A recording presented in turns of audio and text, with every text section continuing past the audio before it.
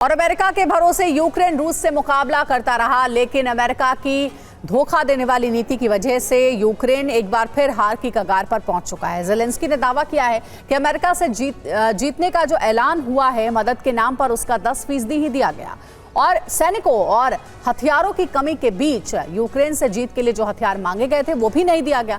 दूसरी ओर north Korea ने रूस को अपने सैनिकों की शक्ति दे दी है। रूस से दोस्ती की बदौलत ही किम जोंग ने अपनी सबसे घातक इंटरकॉन्टिनेंटल बैलिस्टिक मिसाइल का टेस्ट किया है।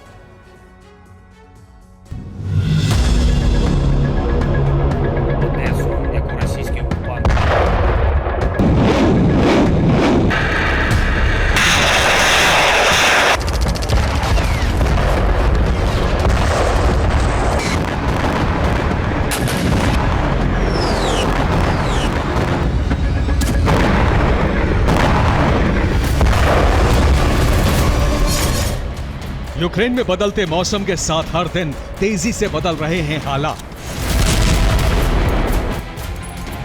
बर्फबारी में यूक्रेन का भविष्य बेहद मुसीबतों से भरा दिख रहा है।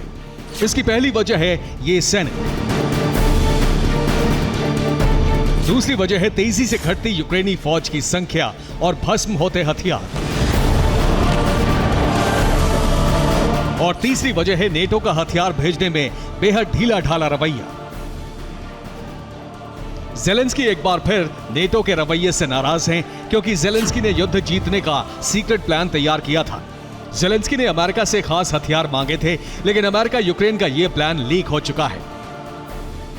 ज़ेलेंस्की ने रूस से युद्ध जीतने के लिए अपने सबसे भरोसेमंद मददगार अमेरिका के साथ प्लान तैयार किया था, लेकिन अमेरिका ने यूक्रेन के प्लान को कामयाब बनाने में कोई मदद नहीं की।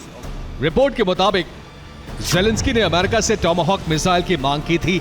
टॉमाहॉक मिसाइलों से रूस के मिसाइल कारखानों को निशाना बनाने की योजना थी।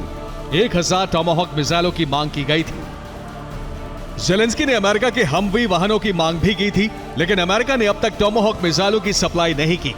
दुनिया के लिए अमेरिका भले ही यूक्रेन का सबसे बड़ा मददगार है, लेकिन अमेरिकी मदद यूक्रेन के लिए हमेशा नाकाफी रही है। अमेरिका ने अब तक अपने हथियारों से रूस में हमले की इजाजत नहीं दी है। अमेरिका से कभी लॉन्ग रेंज के हथियारों की सप्लाई नहीं हुई। टॉमाहॉक मिसाइल भी लॉन्ग रेंज की मिसाइल है। अमेरिका और नेटो ने सिर्फ यूक्रेन को आत्मरक्षा के लिए हथियार दिए, जिसकी वजह से यूक्रेन रूस की जमीन पर बड़े हमले नहीं कर सका। मुकाबले के लिए यूक्रेन सैनिकों की भर्ती का अभियान शुरू कर रहा है, ताकि देश को हार से बचाया जा सके। आम लोगों को सेना में भर्ती किया जा रहा है, लेकिन सबसे अहम यह है कि नए सैनिकों को ट्रेनिंग देने का भी वक्त यूक्रेन के पास नहीं है। यूक्रेन 1,60,000 नागरिकों को सेना में भर्ती करने वाला है। महिलाओं को भी सेना में भर्ती किया जाएगा। यूक्रेन के पास हाथ डालने का यह आखिरी मौका होगा। अमेरिका की तरफ पोलैंड से भी यूक्रेन को निराश करने वाली खबर आई है। पोलैंड ने यूक्रेन को MiG-29 फाइटर जेट देने का भरोसा दिया था, लेकिन अब पोलैंड ने फाइटर जेट देने से इनकार कर दिया है। अब आपको दिखाते हैं कि अगर ज़ेलेंस्की की सभी मांगों को पूरा किया गया होता तो युद्ध की स्थिति कैसी होती।